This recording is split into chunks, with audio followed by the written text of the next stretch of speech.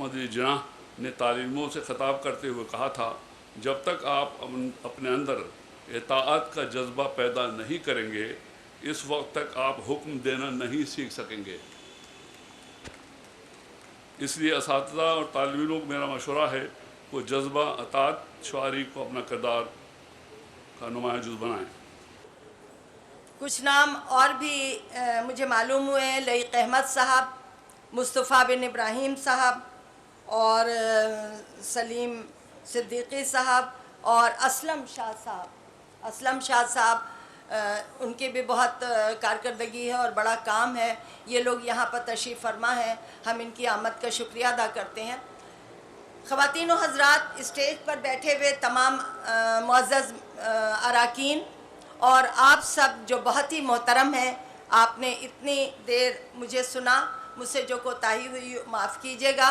और आपकी आमद का भी शुक्रिया और आपके ताउन का भी शुक्रिया कि आप इंतखाबात में आप लोगों ने भरपूर हिस्सा लिया, हमें अपनी राय दी, हमें वोट दिया, हमें कामयाब बनाया।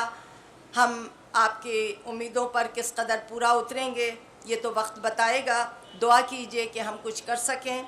इसके बाद आखिर में ज़ाहिर है कि कौमी तराना होगा, लेकिन कौमी तराने के बाद चूँकि मैं आपसे मुखातिब नहीं हो पाऊँगी, इसलिए आखिरी जुमला अदा करके मैं यहाँ से रुखसत हो रही हूँ। और वो आप अपने दाएं और बाएं बर्तन देख रहे हैं और कुछ डिशें देख रहे हैं, जिसके लिए ज़ाकिर साहब की एक किताब है यादों